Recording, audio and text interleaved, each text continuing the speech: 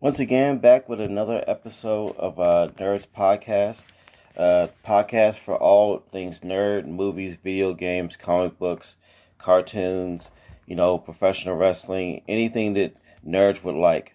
And today I'm really happy to have a guest with me who's a executive producer and actor, director. How you doing? How you doing this morning? Hey Cordell, how you doing? Doing pretty good. Hey, I don't know anything. I'm a fan of movies, but I don't know anything about movies, like how they're made or anything like that. So, how did you get started in the what you're doing right now? So, actually had no intention of getting involved in acting or movies or producing or anything. My background is I'm actually a retired police officer. I did most of my career on a federal narcotics task force back in the 80s and 90s, and then went back to uniform and retired in 2004. And from that, actually, let me go back a little bit. I was before I was a police officer, I was heavily involved in the fitness physique industry. I was a competitive bodybuilder and did a couple of shows. I was in Flex magazine and featured as a rising star, and was predicted turn pro. You know, I was back in the days when, you know, Arnold was still competing, and Lou Ferrigno and Frank Zane and all the big names of back in that era. So, but of course, I was going to college and getting my education in law enforcement criminology, and always wanted to be a police officer. When the opportunity came upon me, I decided to take it, and went and started on the police department back in the mid-'80s, and had a great career and enjoyed it. And then when I retired in 2004, I got back in the fitness and physique industry and started competing again, and did very well, made a name for myself, and eventually turned pro. And while I was competing, opened up a lot of doors for me in the NPC and IFBB, basically the two biggest sanctions. Of course, the National Physique Committee funnels into the International Federation of Bodybuilders. That's of course, the sanction that goes to the Olympia. That's where, you know, Arnold and, again, all the big names from back in the day competed. So, you know, it's like everybody's dream to compete in the Olympia. So as I was making a name for myself, I was able to start actually, while I was competing and being sponsored by Metrics and Bodybuilding.com, the National Physique Committee, the president and the zone chairman, so Mr. Jim Mannion, the president of the NPC and the IFBB, and Gary Udit approached me about promoting a show. So, of course, that's basically where everything really started for me, because from the shows I promoted, at one time I was promoting about 6-7 shows a year, and while I was competing, and then it got to be too much, and actually was promoting just, you know, 3 shows that I still have now. And then I started emceeing, and from the emceeing, I travel all over the U.S. and MC shows now for the IFBB and NPC, and that opened up the door. I was actually pushed into it by some close people in that industry. Hey, you know what, Rich, you should get into acting. So about 3.5 years ago, I'll just make the long story short, I was watching a movie, and when the credits were rolling and it was done, it was the wintertime, it was February, actually going on almost 4 years ago now. While the credits were rolling, I said, you know what, I can do that.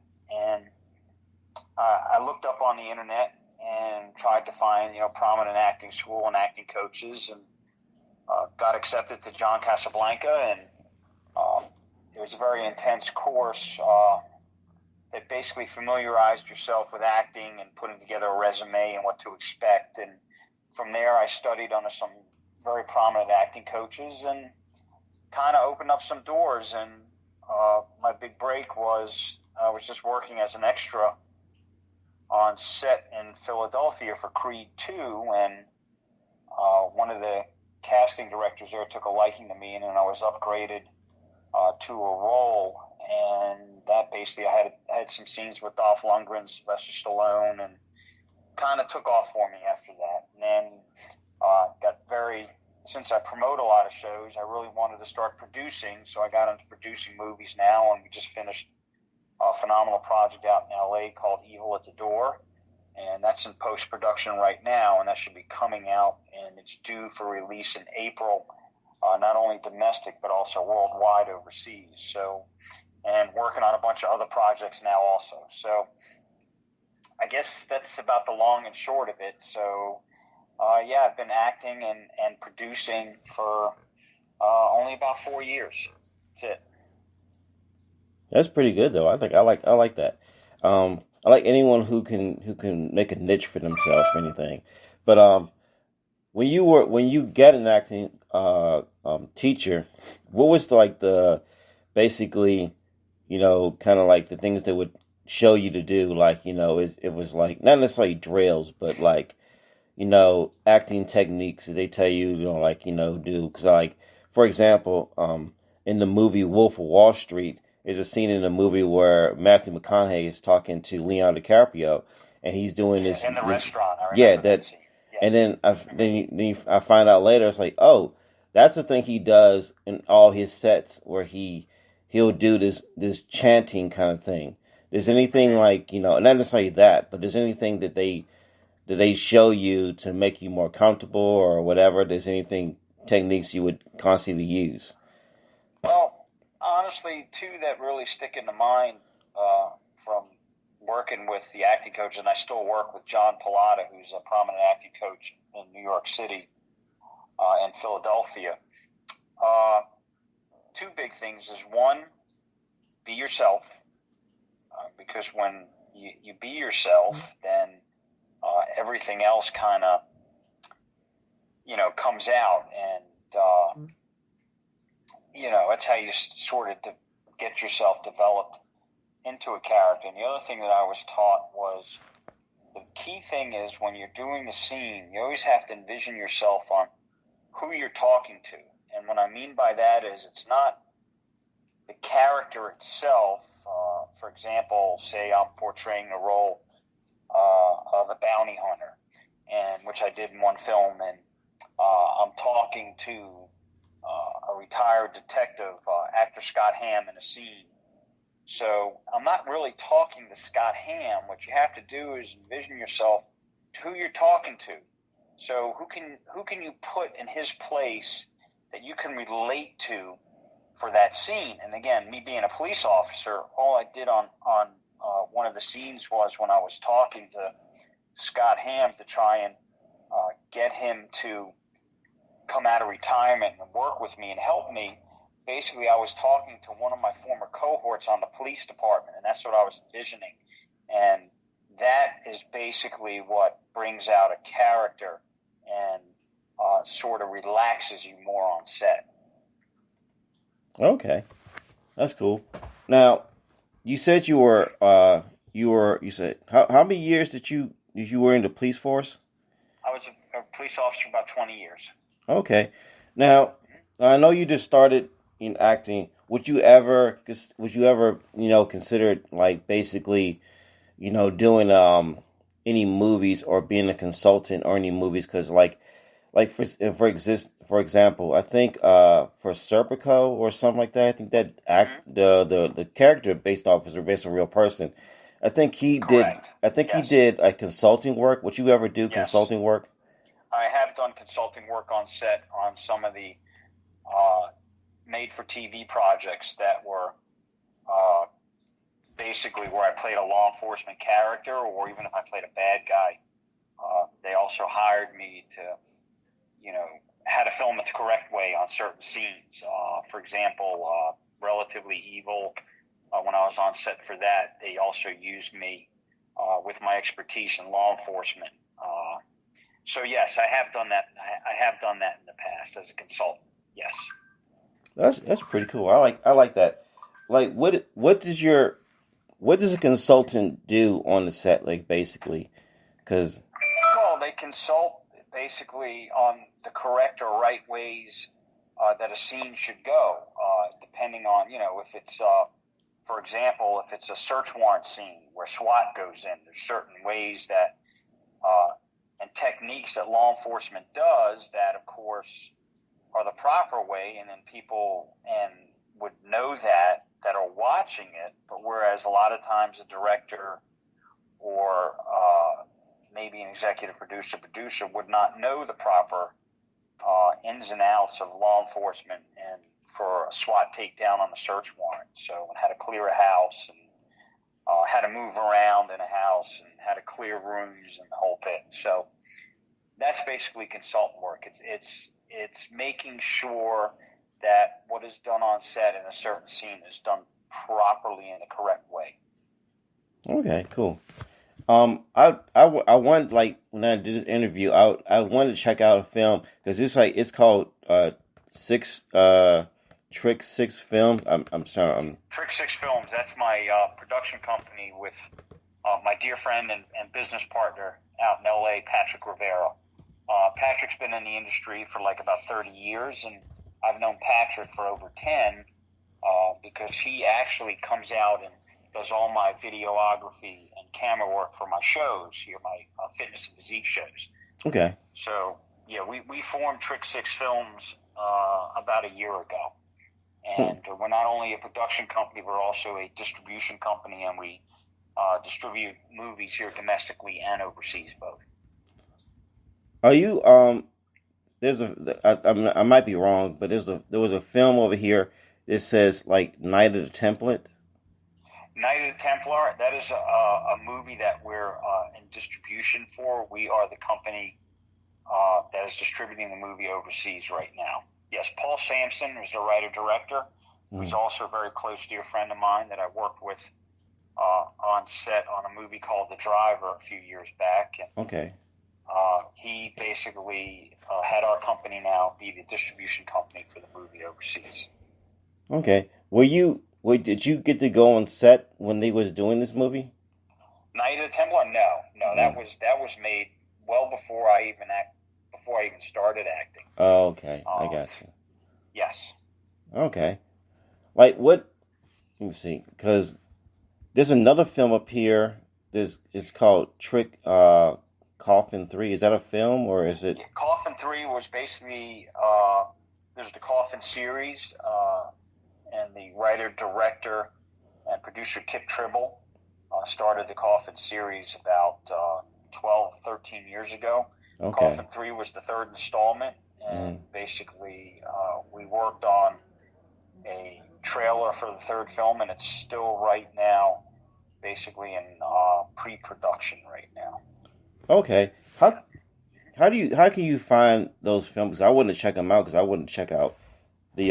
So some of the films that have been released and actually been released and gone, but there's others. I am currently on Amazon Prime, 2 films. One called The Letter, where I play a detective in that one, and another movie called Out of Bounds, where I actually play a priest, and the role in that one is it's kind of it's an evil priest that's basically a drug dealer. Okay. And phenomenal movie. Had a lot of fun working on that. We filmed that entirely with locals out in Memphis, Tennessee. Had a great time with that. So yeah, those 2 are currently on Amazon Prime right now as we speak. I'm gonna check those out though. Yeah. That's cool. Now, now I found out you're a police officer. This makes you more fun because I wanted to at least ask someone who's been in law enforcement the questions like, what do you think, I don't want to say movies, but television. What do you think in television? Now, there's many incarnations of many, police television shows, and I watched one just not too long ago. I thought it was a cool show. It was called, I think it was called Shade of Blue. It's with Jennifer Lopez and Ray Liotta, where basically, have you ever seen that show?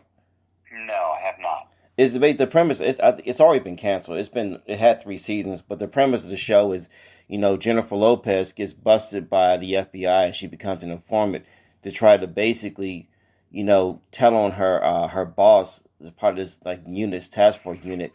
They kind of they do things they're similarly corrupt way, but they're doing it to keep certain drug dealers out of certain neighborhoods and whatnot. Right. And the idea is wow, this is actually kind of a cool idea for a show. But I don't know anything about because I know some people in my family, but I never asked them about it. But is any of these shows I'm gonna give you an example, The Shield? You're trying to ask me if they're realistic? Is that what you're saying? Yeah. Is anything a more honest portrayals of them? Sure, there are a few that were out there.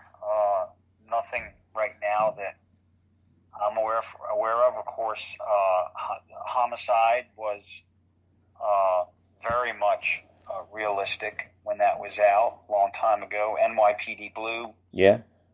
Hill Street Blues from years ago, based on stuff from the Chicago Police Department. Okay. And trying to think of what else. As far as movies, like Serpico was based on true events, true story. Another one, Donnie Brasco. Okay. Yeah. Which I can totally relate to because from being undercover and when I was married and had a son at the time, it was very difficult coming home and getting out of the part of being undercover and hanging out with drug dealers and drug addicts and I bet. buying dope on the street. So, great movie. Donnie Brasco. So Yeah. yeah, there are a few police TV shows and movies that are very realistic, and then of course there's others that are more for the entertainment factor. Yeah. I can feel that. That aren't really that true and don't you can't really believe. And again, you can't believe everything you see on TV or in the movies. I mean, of course, they got to elaborate and make it spectacular so people go and come watch it. So, I mean, if it was just a TV show based on everyday, day-to-day police events, there were days on end when we wouldn't do anything. We'd patrol around. Even when I was working in patrol, cruising around a police car, just pulling cars over, answering calls for service, and nothing glorious or glorifying literally would happen days on end. So they couldn't put something like that on TV because it'd be very boring. So it has to be something that they can make entertaining. That's true. So yep. Oh, yeah, that's pretty cool.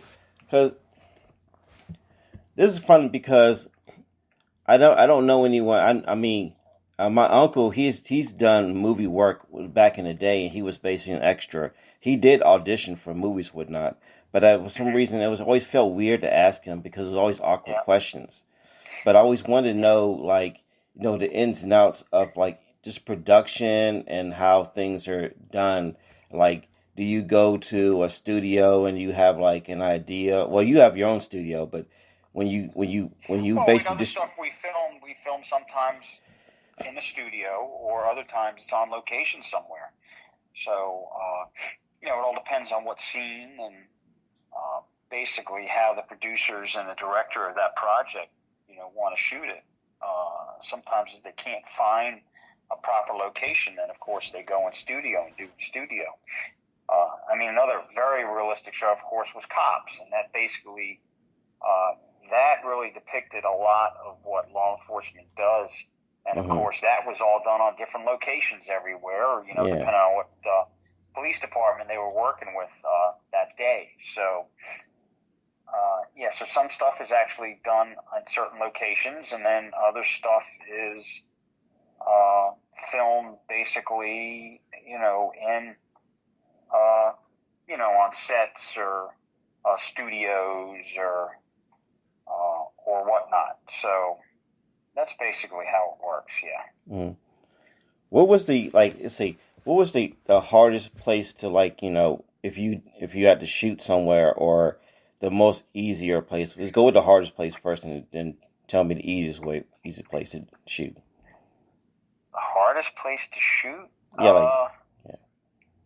Well, not necessarily a certain location, but some scenes are depending on what angles the director is looking for, and where it is you're filming, and what type of quarters. It could be a close quarters, a very tight shoot, or they want to get something with a real close-up and different camera angles.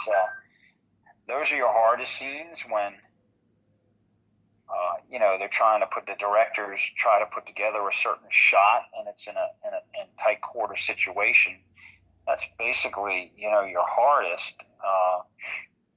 Another is, of course, if dealing with a lot of extras, trying to get them all. For example, in Creed 2, so they bust in so many extras on certain scenes. Everything was filmed. Most of the fight scenes were actually filmed in studio in Philadelphia, made to look like the MGM, of course, out in Vegas, and then they made it look like other boxing arenas. Like one scene was supposed to take place in, I think it was Russia or one of the third world countries, and so they would do what's called a green screen, and then of course you'd have a big large crowd of people that they would have to control with a bullhorn to let them know what they need to do, when they need to do it, and, when the camera pans around, and certain reactions that they need to get from certain extras that are on set, and of course the main characters themselves. So I guess depending on how elaborate the production is also determines how difficult a lot of the filming is. Okay. That's good. Yeah. What do you what movies, like, outside, because I know you produce movies, what movies do you enjoy watching now, if you Have you seen anything that you're like, this is pretty cool? I like to be a part of that or something like that. Uh, I actually know it's funny. My character with my look, of course, and then of course of my background, most of the work that I get is either a law enforcement type role or a bad guy type role. Mm-hmm. Very rarely I play. Well, I just got done playing actually Thomas Wayne, Bruce Wayne's dad, in a remake of one of the Batman films. This was a Batman short called Dawn of Fear, and of course that was really fun because it was something different for me to play, and I really enjoyed that. So I'm actually pretty much I don't know how I can put it, kind of a softy at heart, and I kind of like a lot of the romantic type movies, and would love for one day to do something like that, where it's not a bad guy role, where it's more of more natural type, as far as romantic type role. Will I ever do something like that? Probably not with the way I look, but one never knows, No, really, because it's a lot of actors that if you look at them on paper and you're like, how did you get this role? But then when they do it, it's like, yeah, I can see it now. I believe it. Well, again, it all depends on what the director and producers are looking for in a character, and then when they hire a casting director or a casting company, and they tell them this is what we're looking for, find it. So of course that's why you have an audition process, and then you have callbacks. And right now I have a couple of projects that I've already auditioned for, that I've got roles for, that hopefully be filming sometime here in 2021, and I have an audition for one role that I have to send in this weekend actually, and it's for a father role, so to play a father. And of course, as we talk, so with that role, who am I going to be talking to most of the time? It's going to be my own son, Jacob. Mm-hmm. Even though he's not acting in the movie or any of the scenes, but I deal with a son that basically,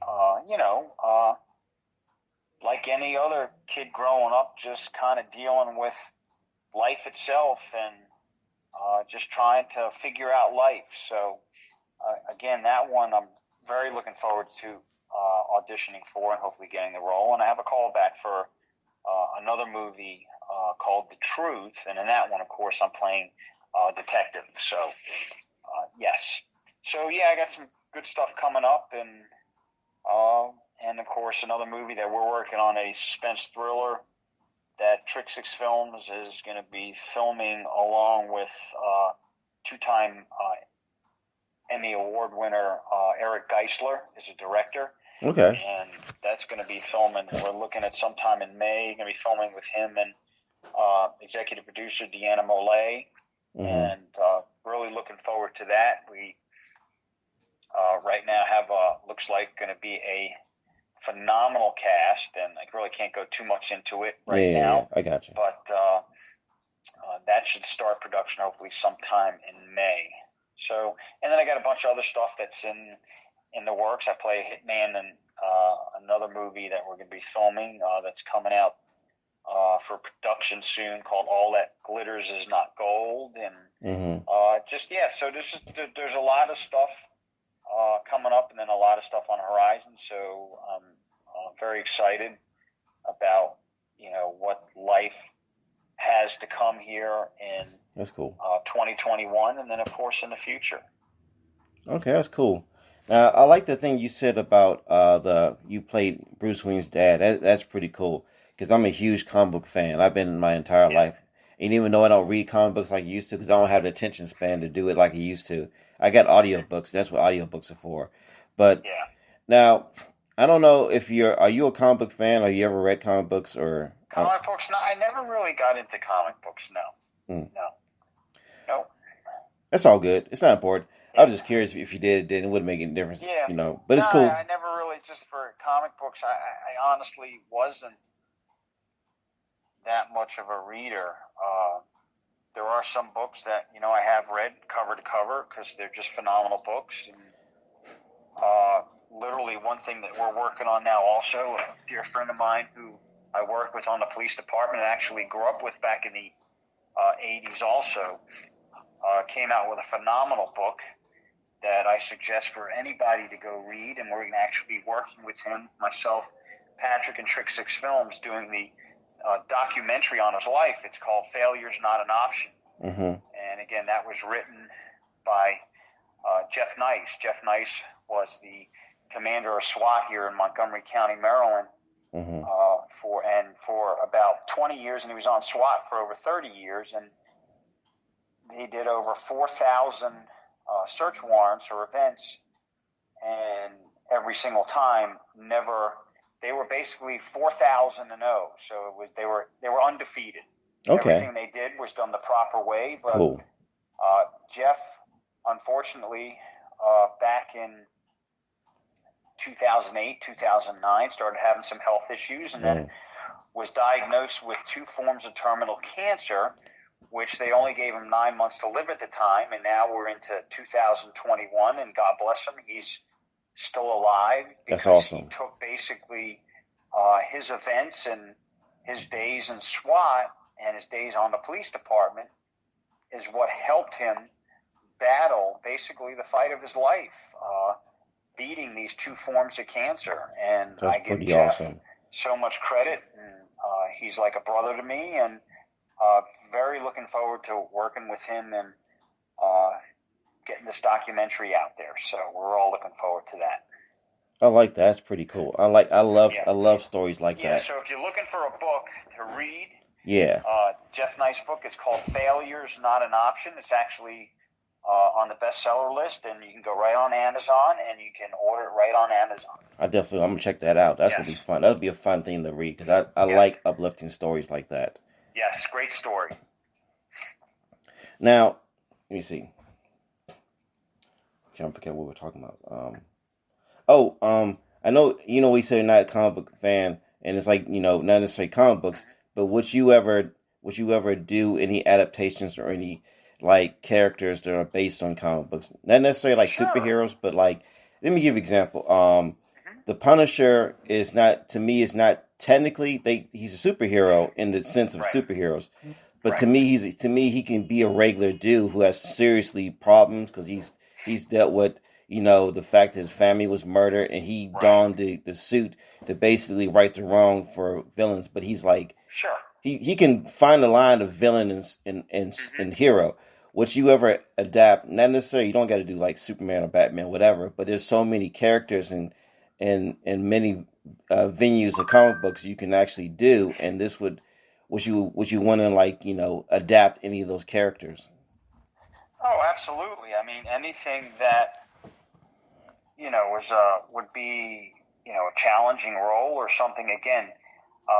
Different from the norm of what I'm used to doing now. Yeah, I think something like that would be very enjoyable to do, and you would look forward to any opportunity to do something like that. Absolutely. Cool. Yeah. I like that. That's pretty cool. Now, I do jiu-jitsu and Muay Thai. I've been doing it for a very long time. I've been doing it since I was like in my early 40s. I'm like 46 now. But I've been doing it a very long time, and I enjoy doing martial arts. And yesterday I was talking. It was Thursday. Thursday I was talking to a guy that he had been in the military and on the police force, and they were talking about combat and stuff like that. Yes. And like, what kind of combat training did you have when you were on the police force? Oh, I mean, it was basically more hand-to-hand combat, situational. Scenarios that you were taught if someone went for a gun or someone had a weapon, or again, if you were in tight quarters, what would you do in certain situations? And I can honestly say, it's funny. I can tell you one story to this day that I still remember. There was I had a confrontation with a suspect, and again, it was very tight quarters, and he lunged at me and came after me. And he came after me just the way that they taught us going through training in the police academy, then extensive training thereafter on hand-to-hand combat and confrontational scenarios. And so when this subject came at me, of course, my training clicked in right away, and I grabbed him by the arm, and it was like a 3 quick step move, and he went right down. And I can remember thinking to myself as I took him down, I was like, hey, you know what? This shit really works. So, and went down and cuffed him, and end the story with that bad guy. But yeah, so stuff that they teach in training, they teach you for a reason, because you know what? It works. That's cool. I like that. Yeah. Have you ever? I'm stumbling on my words. Have you ever have you done any fight scenes in your movies? And yes. Oh yeah. I did some extensive fight scenes in some movies, and again, I'm no spring chicken. I'm going to be 57 years old, so doing some scenes with these younger guys, I can still move pretty good, but I can't move like I was when I was back in my 20s.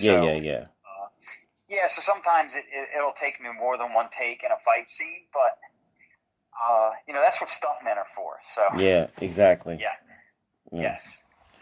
But yeah, there are stuff I do and still enjoy doing a lot of my own stunt work, depending on what it is, and it's just fun stuff. And you said you were a bodybuilder back in the day. Yes. Oh yeah, I was a amateur and pro bodybuilder. Yes. What was your regimen of working out? Because I never did bodybuilding ever, because I would never have had a physique. So it's another job basically. You eat like 7-8 times a day, every 2 to 3 hours. Also, very proportioned meals.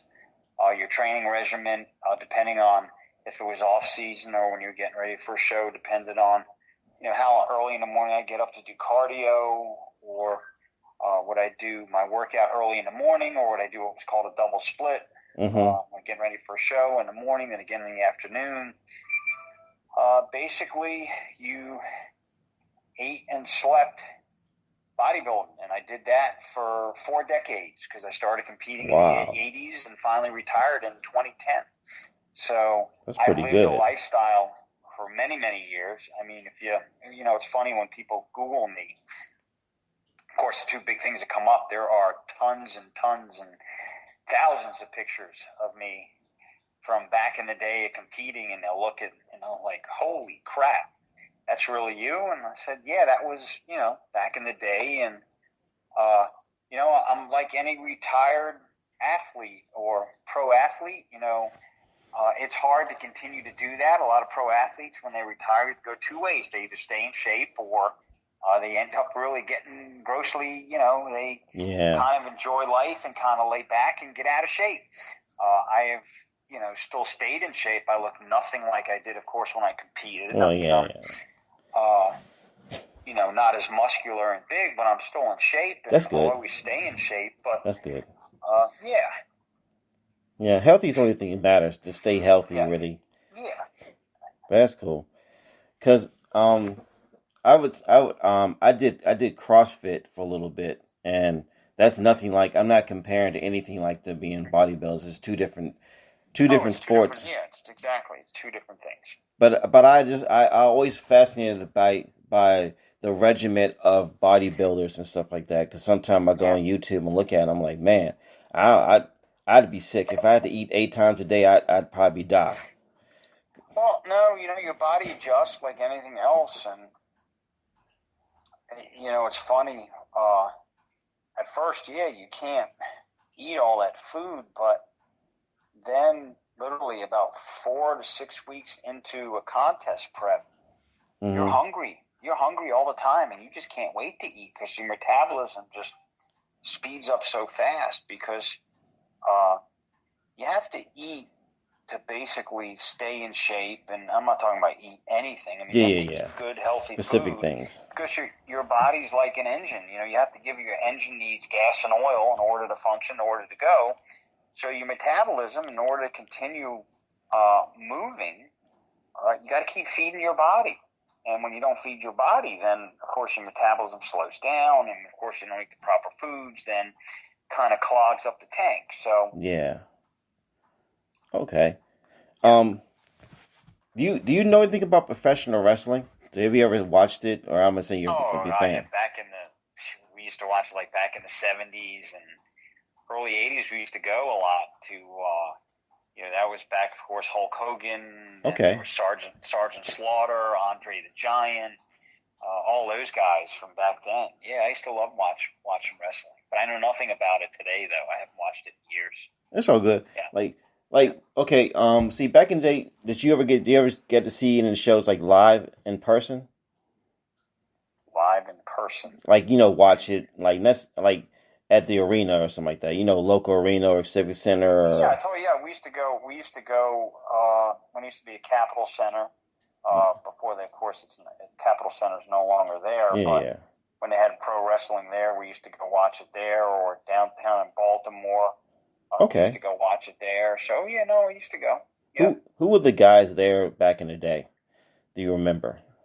Yeah, it was just like some of the guys, the Iron Sheik, Hacksaw Jim Duggan. Okay, cool. Andre the Giant. Yeah. Hulk Hogan, Sergeant Slaughter. So that was back in the day, and I still remember even like Bruno Sammartino. That's pretty cool. Back in the 70s, and Bob Backlund, and So funny story is my son's mother, my former, my ex-wife, who I'm still very close with. Okay. She's a very dear friend. And yeah. We get along great. So her cousin was Bruno Sammartino. So, oh, really? Yes. So it's actually kind of neat. And, I did follow wrestling. I mean, what kid doesn't, or, That's true. dreams of becoming a wrestler? I mean, wrestling is just pure entertainment. Is it, and the big question, is it real? Or I have a good friend of mine that was a pro wrestler for many years, Jerry Ward, and he can tell you stories. Yeah, it definitely was real because he had some serious injuries. So, there's stuff that they do that, they have, there's certain training for, and a lot of it is real, and a lot of it is physical. So, yeah. Yep. That's cool.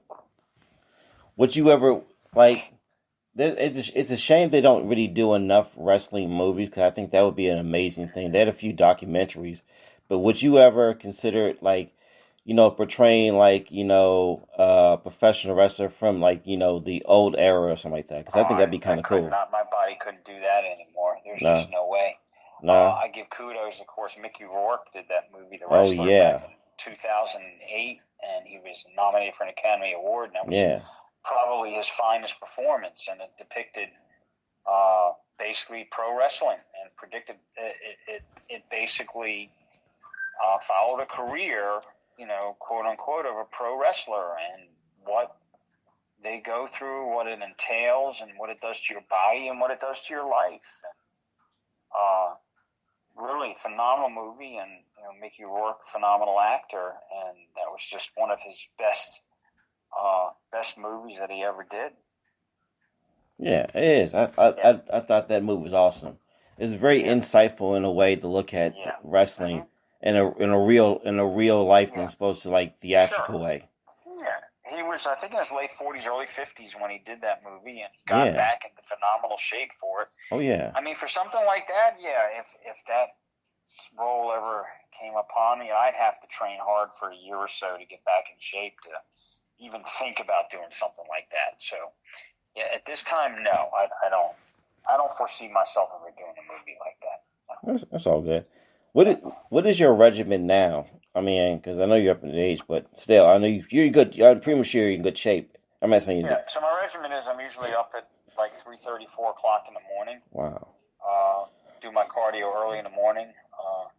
I meet my buddy Bill at the gym every morning, usually about 7:30, 8 o'clock, and then after that, I start my day, whatever it is, unless, of course, I'm on set or I have to travel to MC a show. And those cases, if there's a good weight room in a hotel. I get up, of course, early in the morning. I'll work out before I go on set or before I'm on stage to MC a show, and always try and work out as much as I can to stay in shape.